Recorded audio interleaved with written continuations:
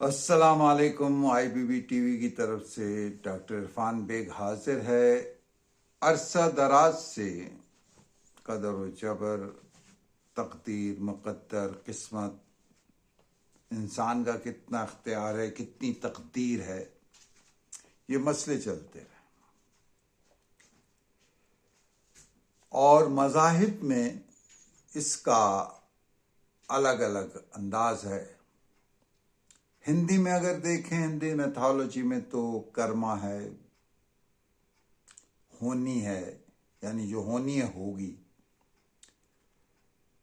اور جو علم نجوم یا پامسٹری کے قاعدے ہیں وہ بھی ان دو یونان اور ہندوستان کے علوم سے وابستہ ہیں۔ ان کا پس منظر بھی انگریزی میں لک ہے، فارچون ہے، ڈیسٹینی ہے۔ اردو میں عربی اور فارسی کے وہ ہیں، قسمت ہے، تقدیر ہے، مقدر ہے۔ قسمت تقسیم سے بھی نکلا ہے، مقدر قدر سے بھی نکلا ہے، اور تقدیر۔ لیکن مقدر کے بارے میں ایک یہ بھی ہے کہ یہ اللہ تعالی کا اندازہ ہے۔ یعنی اگر ایک پہلوان ایک اپنے شاگردوں میں دیکھتا ہے تو کسی میں اسے زیادہ قوت، زیادہ پھرتی، یا کوئی جو اسپورٹس مین ہے، کوچ ہے، وہ اپنے کھلاڑیوں میں دیکھتا ہے تو وہ اندازہ لگاتا ہے کہ کون بہتر ہوگا، لیکن کارکردگی کا بھی فرق پڑتا ہے۔ اب علامہ اقبال قسمت کے بارے میں کیا کہتے ہیں، اس پر تو ہم بات کریں گے، لیکن پہلے حسب روایت ذرا دوسرے مشہور شعراء کے یا جو اشعار ہیں اس کے حوالے سے دیکھتے ہیں کہ وہ کیا کہتے ہیں۔ جستجو کرنی ہر ایک امر میں نادانی ہے، جو پیشانی پہ لکھی ہے وہ تو پیشانی ہے، وہ پیشانی ہے۔ امام بخش ناسک ہیں، بڑا نام ہے۔ لوح محفوظ کے اسرار بتانا ہے ابس، جب سے تدبیر بھی شامل ہوئی تقدیروں میں۔ یہ دونوں انداز دیکھنے مثبت ہیں، تقدیر کے ساتھ ساتھ اپنا عزم بھی ظاہر کرتے ہیں۔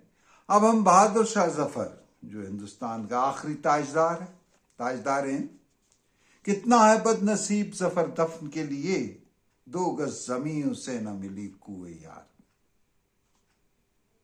یہ تاریخی حقیقت ہے اور ایک ضرب المثل بن گیا ہے یہ شعر۔ غالب کیا کہتے ہیں؟ تو اس سے قسمت میں میری صورت قفل ابجد تھا لکھا، بات کے بنتے ہی جدا ہو جانا۔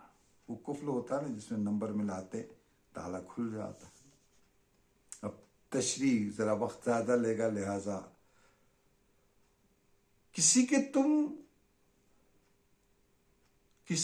ہو، کسی کا خدا ہے دنیا میں، کسی کے تم ہو، کسی کا خدا ہے دنیا میں، میرے نصیب میں تم بھی نہیں، خدا بھی نہیں۔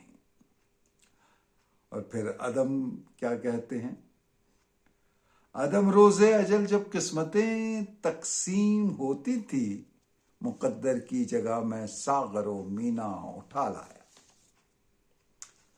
اب ہم آتے ہیں اقبال کی طرف۔ اقبال مقدر، تقدیر، قسمت کو انفرادی طور کے اوپر بھی ایک عزم اور اس کے طور پر بھی دیکھتے ہیں، اور پھر اجتماعی طور پر قوم کے حوالے سے بھی دیکھتے ہیں۔ اسی قرآن میں ہے، اب ترک جہاں کی تعلیم، جس نے مومن کو بنایا محپرمی کا امیر، تن بتقدیر ہے آج ان کے عمل کا انداز، تھی نہا جن کے ارادوں میں خدا کی تقدیر، جو تھا جو نا خوب بتدریج وہی خوب ہوا کہ غلامی میں بدل جاتا ہے قوموں کا ضمیر اجتماعی طور پر جب پستی پر آتی ہے تو پھر تقدیر کے اوپر الزام دیتے.